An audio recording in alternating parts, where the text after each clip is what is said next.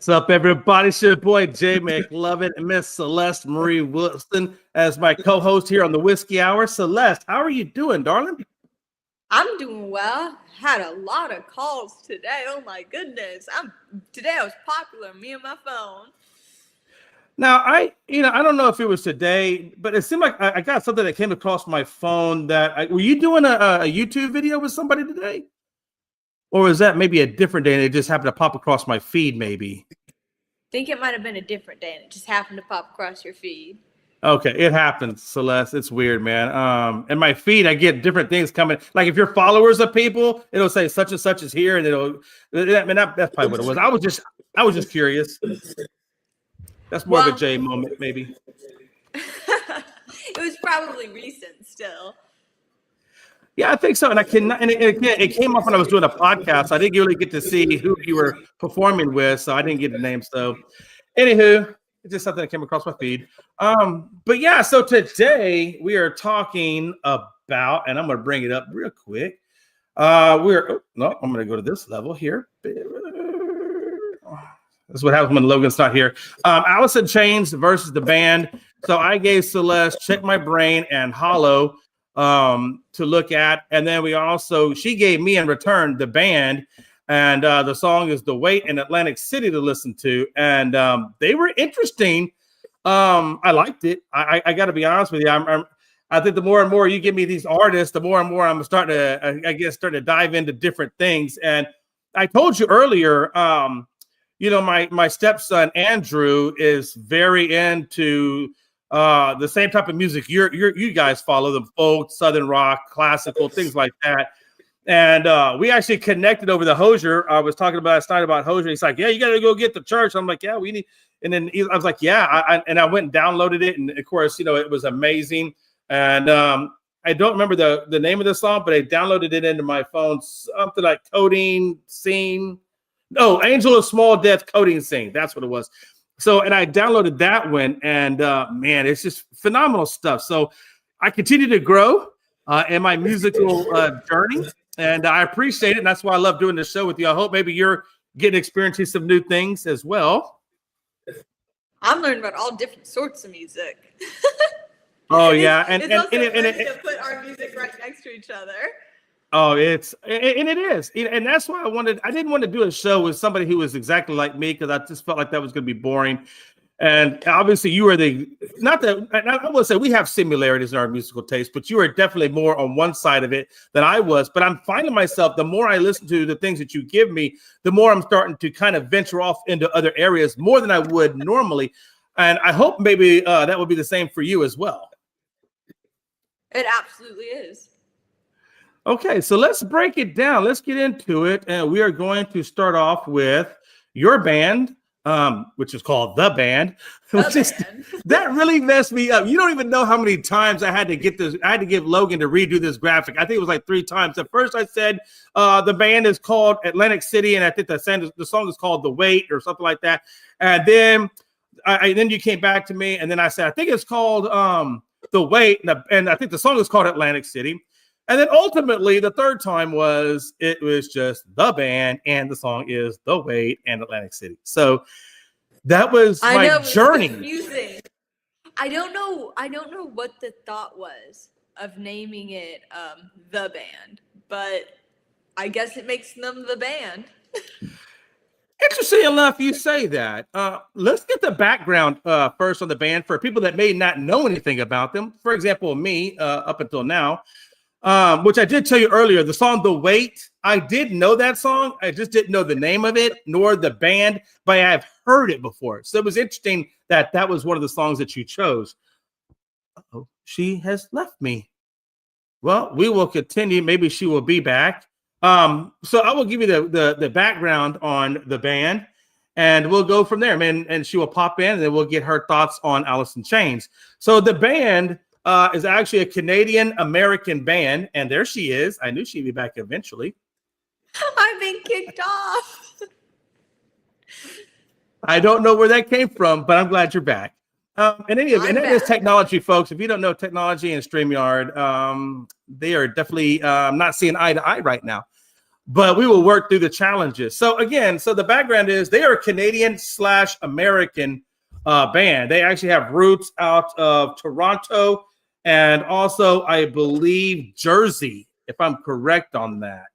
I know Toronto, they were formed out of Toronto, but I'm pretty sure I think they do have Jersey roots as well.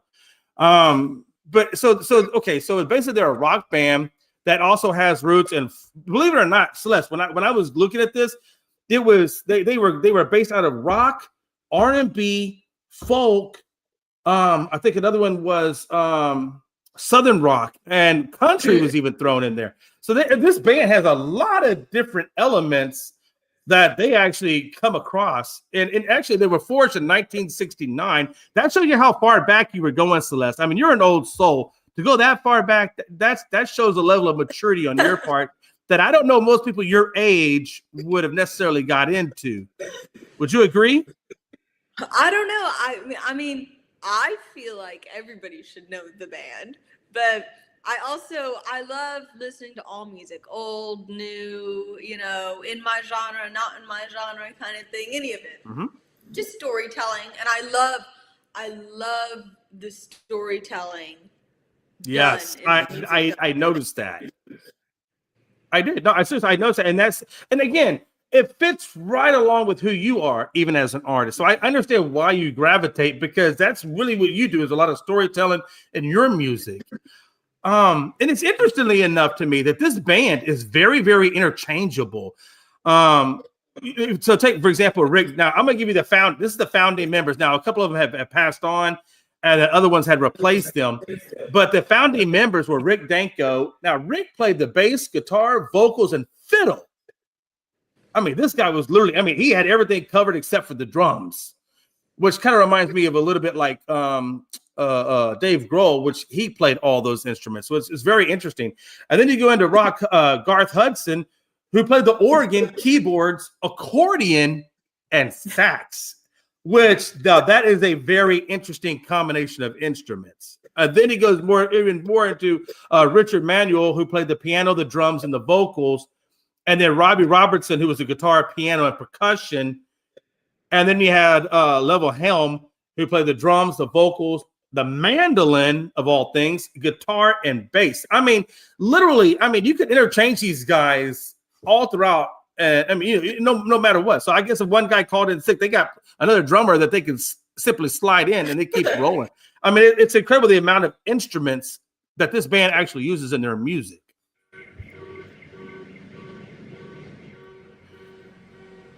Sounds like somebody's it's a traffic stop. But and so when you look at that, Celeste, what was interesting to me enough, for maybe people that don't understand how influential this band is, the band, when you look at artists that were influenced by them, was George Harrison, I apologize, George Harrison, and then you had Elton John, of all people. That's a big, Harrison and Elton John are huge. And then you get Grateful Dead and Eric Clapton, just to name a few. This is a big-time band back in the 60s that forged the way for a lot of big-time artists that we know even today. Yep, absolutely. So tell me, how did you come across them? So I actually, some of my gigs, I'll sing The Wait as a cover because it's like a classic song. But the other way I came across them was one of the people in Nashville that I was working with produced them for one of their albums. And that kind of made me start to get into them more because they were talking about some of the storytelling melodic similarities we had. And so I started to dive into it to see kind of what I could learn from them. And so it's like I've been listening to them a lot, and Van Morrison and some of those other older folk mixed kind of things.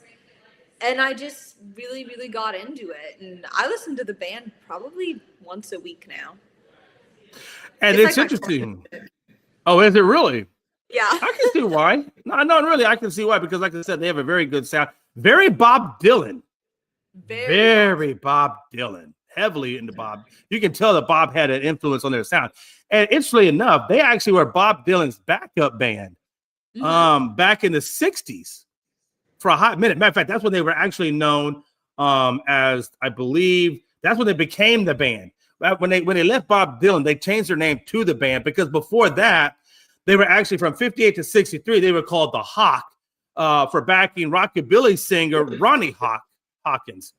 So that's actually how they didn't become the band until after they had backed up Bob Dylan. And you can definitely hear a lot of Bob Dylan in their music. I mean, it's very you totally can. You could have like Bob Dylan in the band on a playlist, and it would be smooth from one to the other.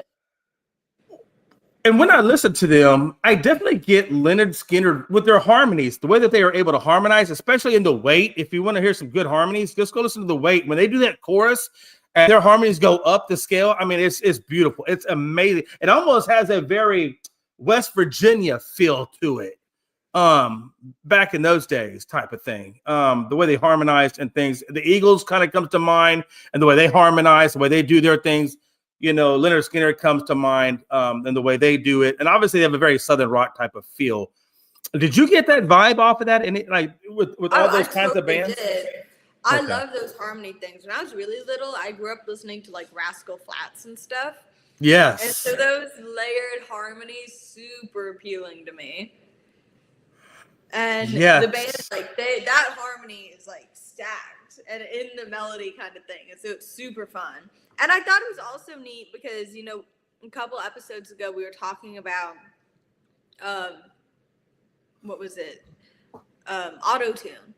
Yes. And I thought that this is kind of like a cool example of like a harmony kind of thing without that, because, you know, it was the 60s. They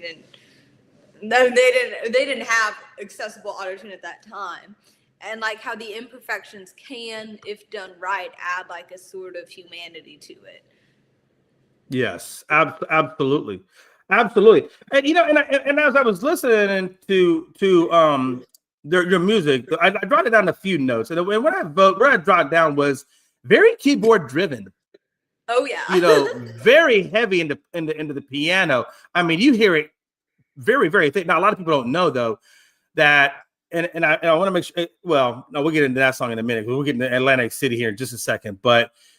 You know, the weight is very keyboard driven. That's what I put down there. And I also put down very interchangeable, that the people could be in their roles. I mean, you got every layer of I mean, everybody sings. You got the tenors, the bass. I mean, the whole nine is represented in that band. I think 3 or 4 of them do vocals, and they all do a different part of the range, which I think is incredible. Yeah. No, it is. And then it's fun, like performing that live, the way being able to switch out, have each, you know, verse be for somebody else is kind of fun. You know, it's interestingly enough, and this is quoted from Pink Floyd. Pink Floyd, Roger Waters said that the band is the second most influential album in rock and roll history. I mean, and that's Pink Floyd, Roger Waters saying that. That's how. I mean, that's a pretty big statement. But I can see it, because when you think about it, I just told you some of the artists that they influenced, so you can see how that would play out. And again, I think that kind of goes back to even Bob Dylan, and I got to imagine even the band was influenced a little bit by Bob Dylan and some of the things that they were doing. Yeah, but I think it's probably just the fusing of the genres together. Yes. That's the foundation for the next person to fuse more genres together, that growth of that stuff. You know, not just being straight country or not just being, you know, straight rock, but the push between those two and finding that mix. Right. I think that's what made them super unique. And that push of country into rock and roll that we're still seeing today. Now we're seeing more of a push of country into pop, but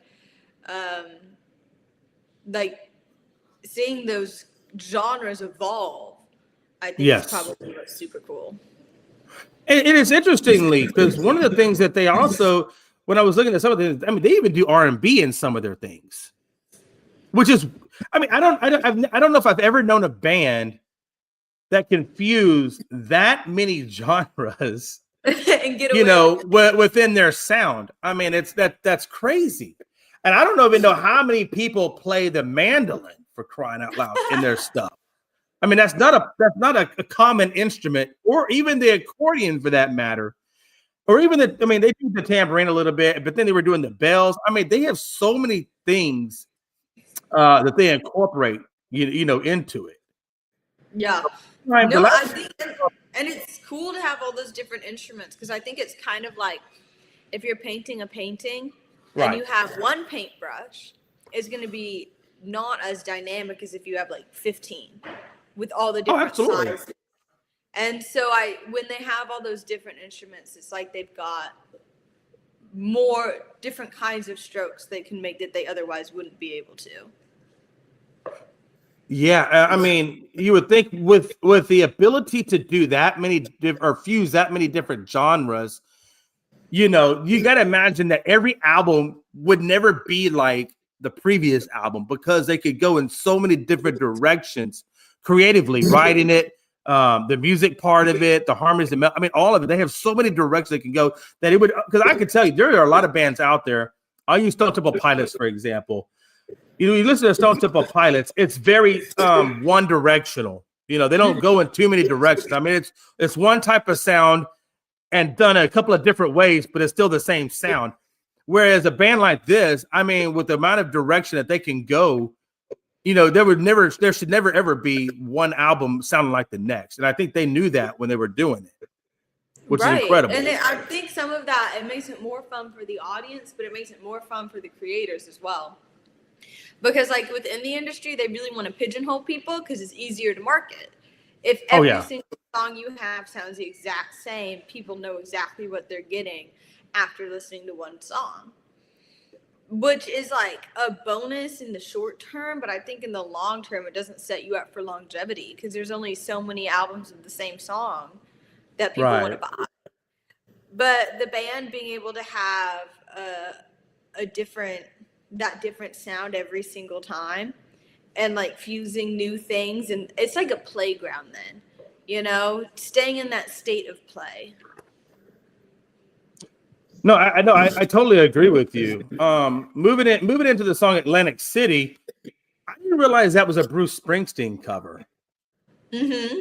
Until I listened to it like 3 times, and then I wanted to kind of Google, more into the song and things like that to get an actual more depiction of the lyrics. And that's when I realized Bruce Springsteen kept coming up. I'm like, man, this is a Bruce Springsteen cover. So I actually didn't realize that was a Bruce cover, but they did it well. I mean, phenomenally well. I love it so much. I just love that song. That kind of like, it's like you don't get a lot of songs about romance where it's like focused towards an older couple.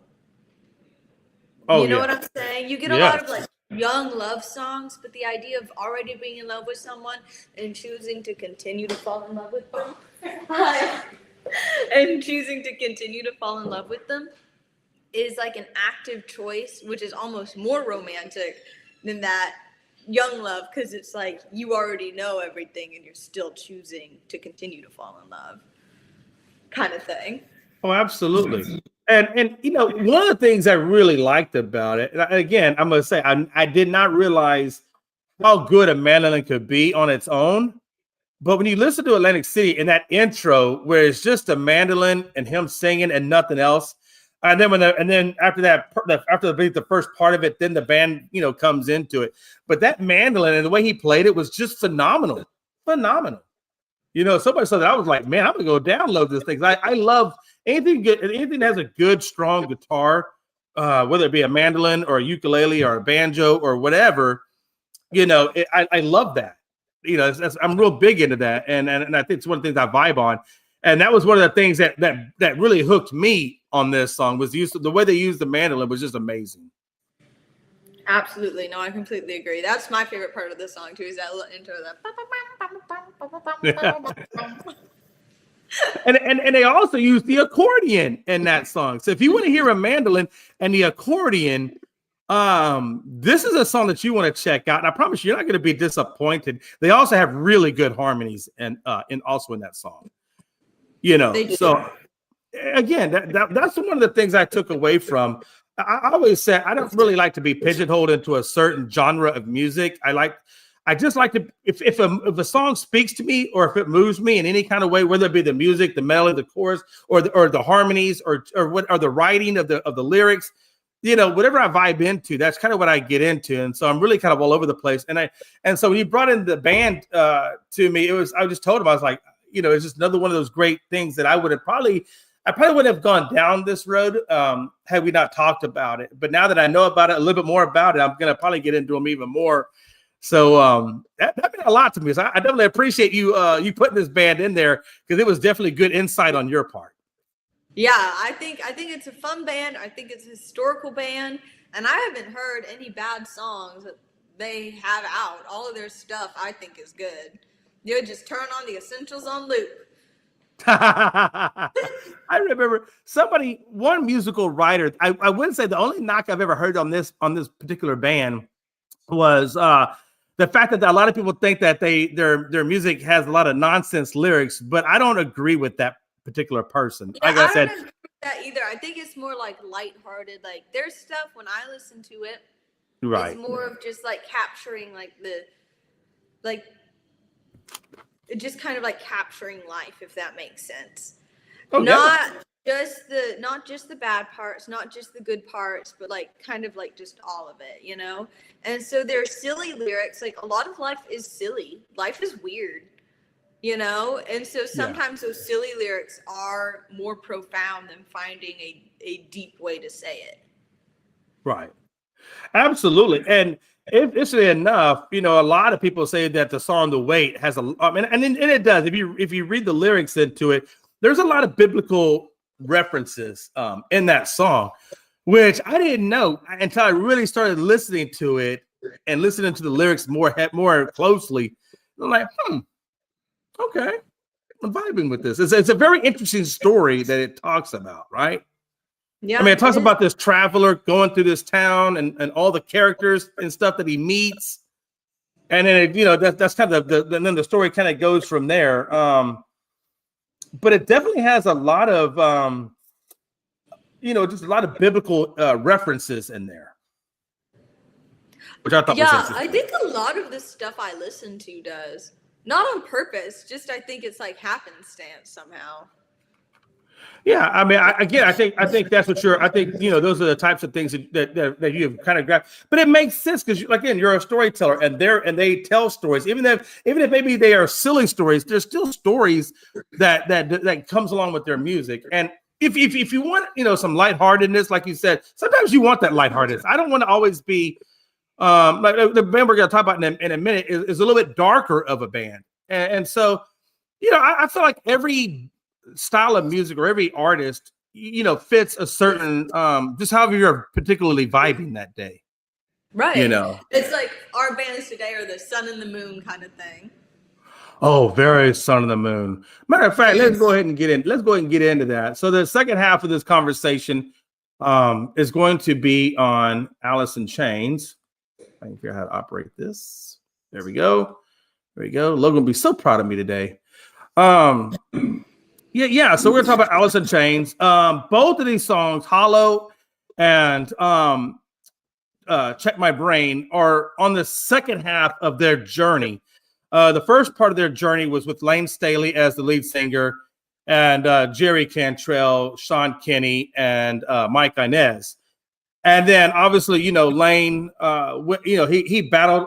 A matter of fact, a lot of the "Hollow" and "Check My Brain" has to do with what was going on with Lane Staley, and ultimately what ended his career in an overdose. And so, but if you know about Lane Staley, he had a very distinctive growl, or even just the way his. I don't know if you've ever heard earlier Alice in Chains with Lane Staley, for example, Wood or Man in the Box, but you can definitely hear his growl in there. You know what I'm saying? Mm-hmm. He had a very, very powerful. Lane's voice was extremely powerful. And then you kind of get a guy more like, Will.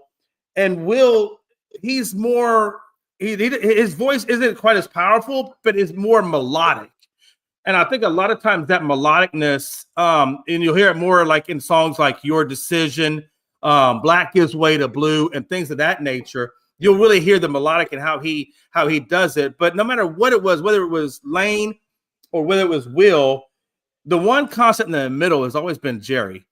And Jerry really, his sound can really vibe with either one of those. And if you really listen to their songs, you can hear that. As a matter of fact, Celeste, and in the song Black Gives Way to Blue, Elton John actually played the piano on that. Really? Yeah, absolutely. Google it, Black Gives Way to Blue with Elton John, and he's the one playing the piano during that song. And it's very beautiful. I mean, it is an absolutely beautiful song about such a tragic thing that happened to one of their bandmates. So we'll get into Hollow. You can find Hollow if you want to hear it for yourself or if you want to buy it. It's on the Devil Puts Dinosaurs Here album.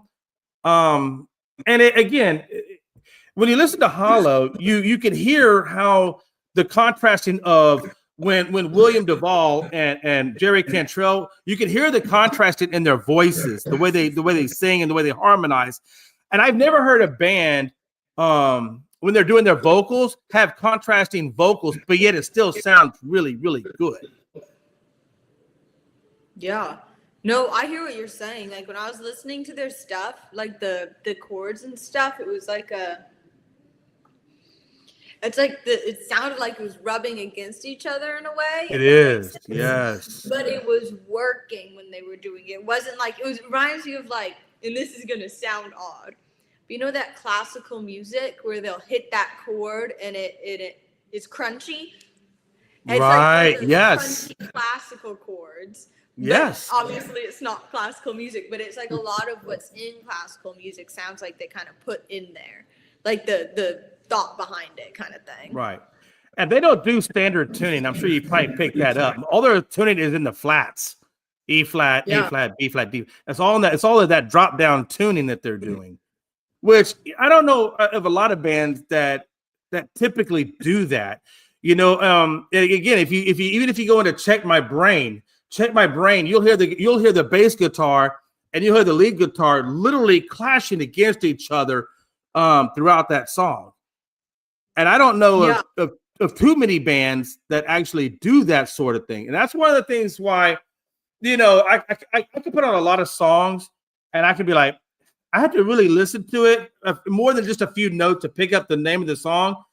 But when you hear Alice in Chains, they are very, very, very distinctive. You know, more so than anybody else that I know. You know, I mean, when Check My Brain starts, I can honestly tell you, I know it right off the rip. You can give me one note and I probably could tell you. And I don't know many bands though that had that type. I think to me, the most appealing thing about a band or an artist is if they have their own sound. Not a genre, but their sound. Like I loved Queen growing up, but they have their sound. You hear that like the first 5 seconds of a Queen song, you know who it is. Same for like AC/DC, you know, same for like a lot of bands are like that. And a lot of artists are like that. And usually the classic ones are that way. Yeah, and I think if you listen, one of the things I liked about Hollow is it's a very push-pull type of thing, which I think is what hooks you into the song. So, for example, if you listen to the verses, it's very heavily ripped, very sludgy, very slow dragging. But once they hit that chorus, I mean, it picks up. I mean, you can see the difference, how it goes from being that slow, grungy to a very high tempo, high energy sound. You know, that's one of the things where I think it kind of pulls you in. Oh my gosh, what's that Billie Eilish song? There's one that's like that where it like switches tempo. Yeah. I need to listen more to Billie Eilish. I've got one or two of her songs in my phone. I don't have enough though. I don't feel. Do you know what album it was on you were thinking of? It's on the one where she's got blonde hair. I know, not specific at all. I'm about to say, Because this is so relevant to the conversation, genuinely. Let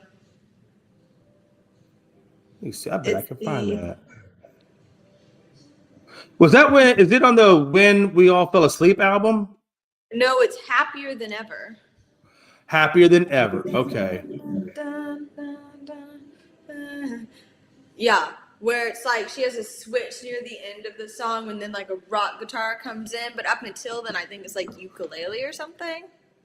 Oh, I'm gonna have to check that album out. Yeah, I don't I have was that about to album. say. I have her first album. I think that must have been the second or third album that she came out with.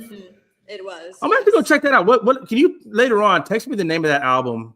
I will. I'll text you the name of the specific song too, so you know the one I'm talking about. But it's like it's a cool album. Okay.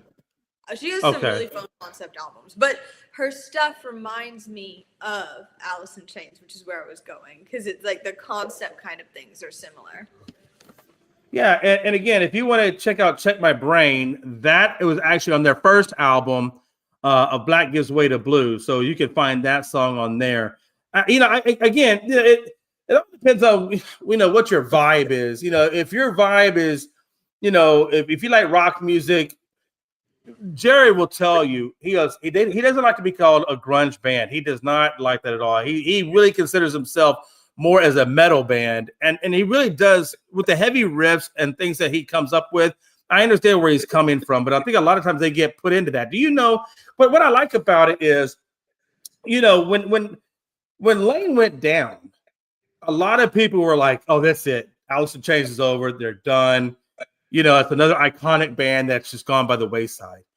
And I think for a lot of people, they thought that was going to be true. But I think Jerry, who had been a fan of William Duvall's for a long period of time when William was with another band, I do not remember the name of that band, but he was another band. And Jerry's always been a fan of his. And when the opportunity came to bring William over, it was a no-brainer. And they really did reinvent themselves. If you go listen to any album before Black Gives Way to Blue, you're going to see them go down a certain path. But then when you see them do with William Duvall and Black Gives Way to Blue, it's another completely different sound per se in terms of the voices, but the actual music itself is still the same because Jerry really was Alice in Chains. He wrote the majority of their music. He sang the majority of their backgrounds and some of the leads. And so it's still very much Alice in Chains. They just shifted a different direction with the lead singer. But even when you hear it, it's still very, very well done. So much so that they were even nominated for Hollow, I believe it was, at the Grammys, the 52nd Grammys. Yeah, if you go back in time and look at the 52nd Grammys, you'll see Alice in Chains was nominated for that. So I mean, they were able. That's one of the beautiful things, right? Yeah, in my opinion, a nomination is a win at that point. I just think it really is a win because a lot of people had them out, and then they're like, "No, dude, we are so not out. We're going to come back even better, and we're going to get back on the track." And they did, and it takes a lot for me to really buy into a band, not once but twice, because again, even though the music is still the same, I'm still looking for that Lane growl a lot. And when I don't get it, do I feel, a lot of people can say, they feel a certain way about it. But when you hear Duvall and the way, because William Duvall doesn't try to be Lane Staley, which is what I think is great. A lot of times I think lead singers, when they come into roles like that, for example, in Stone Temple Pilots, if you look at their new lead singer, and I cannot remember his name right offhand, he really tries to emulate a lot of what Scott was doing, and it just doesn't work, which is why I really don't follow Stone Temple as much anymore, because they really try to fit that mold of Scott Weiland, and you can't do that. You cannot be somebody else. You have to be authentically you, and if that authentically you fits within the band, the scheme of the band, then it'll work. But if it doesn't, you can't force it. Right. I totally agree with that. Have you ever, in your musical career as of right now, have you ever been in situations where you felt like you were having to mold yourself to do something, or have you always been able to be authentically you? I have had a lot of people try to mold me into different things. Since I'm that Southern rock, you don't really see, you don't get to see a lot of other girls in the genre I'm in that kind of partier kind of thing, because I have a lot of party songs. Right. And a lot of times people will try to push me over either to writing about breakups, which truthfully, I haven't dated enough people to write about that many breakups. I've only ever had one breakup in my life. How am I supposed to write about a bunch of breakups? Like, that doesn't make any sense. For me personally, not for everybody, but for me, it just doesn't. And then second, they try to push me and pigeonhole me into a specific genre. Usually it will be like the country people say I'm too pop. The pop people say I'm too country. The rock people, usually the rock people like me. But even then they're still like, you don't really fit. Do you hear what I'm saying? So it's Oh, I like do.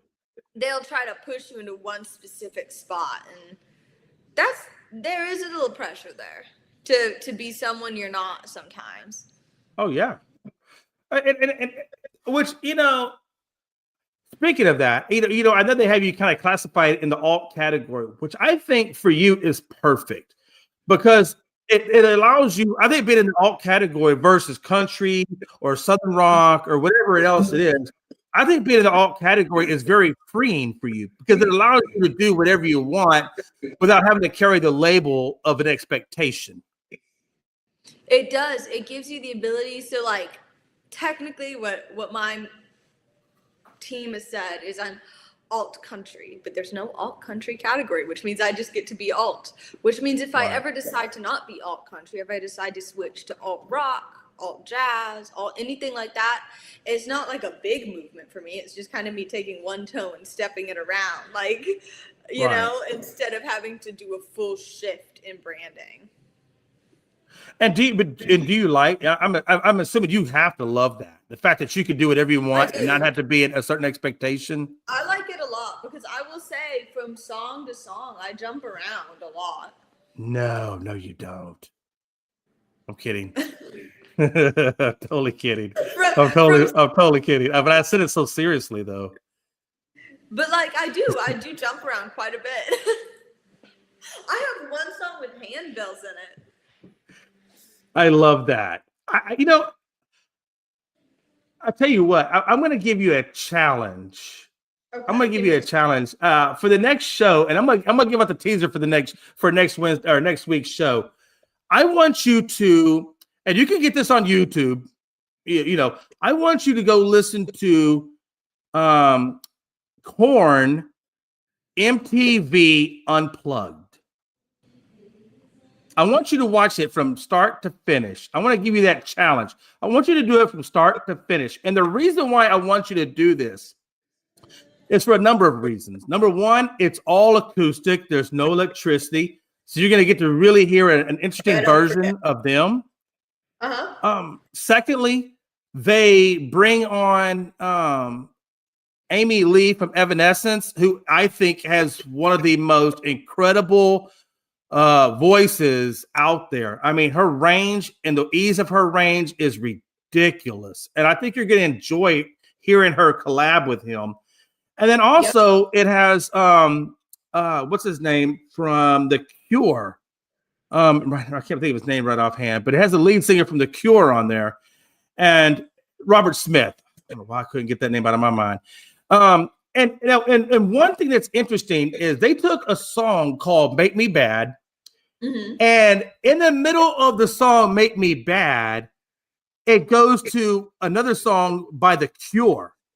And so it's like it starts off Make Me Bad, and then it flows into The Cure, and then it ends out with Make Me Bad. And it's just an incredibly fused song. I mean, it's incredible. Artistically, it is phenomenal, and I think you're going to enjoy it. And they use a lot of different instruments. They have an orchestra, so you get a lot of wind instruments. They have taiko drums from Japan, and it's just an incredibly array of sounds that typically you would not associate with a band like Korn. So it really puts it in a completely different direction. So I'd like for you to listen to it. And then I would like to I want to hear what you have to say about it and what you took away from it and things that stood out. So you're going to have to take some notes. I want you to have a little notepad. And as you're watching it, I want you to take down some notes on what you thought. I'm going to find a YouTube thing of somebody performing live that I like, and I'm going to send it to you. Live and acoustic, and we'll do an acoustic show next week. Challenge accepted, General. Challenge accepted. I'll text it to you tonight. Amen, sister. I'm not going to keep you much more of your time. I think that's a good synopsis. Again, I'm going to put that up here for you guys real quick. Check this out. Alice in Chains, Check My Brain Hollow. And then also check out the band. And again, the name of it is called The Band. And the songs are The Wait and Atlantic City. And there's more to them too. Just start with those two. And if you like it, then check out more of it as well. You're not going to be either one of these bands. You will not be disappointed. I promise you. And again, make sure you hit that like and subscribe button. That's how we get our stuff out to you at a more rapid rate. And also go to CelesteMarieWilsonMusic.com and check out all of the things that she has going on. You can go to Celeste Marie Wilson on Facebook, Celeste Marie Wilson on YouTube, and all of her stuff is there. And I promise you, this young lady will not disappoint you. And take it from an old metalhead like me. If I'm telling you there's some merit to it, I promise you there is some legit merit to it. So again, Celeste, man, another awesome time hanging out with you, young lady. Hope you enjoy the rest of your day. And I will look forward to seeing you and your version of what you think about Korn's Unplugged. And then you send me what you got. And then next Wednesday will be all acoustic, all the time, and all the fun. You guys be good. We'll catch you next time.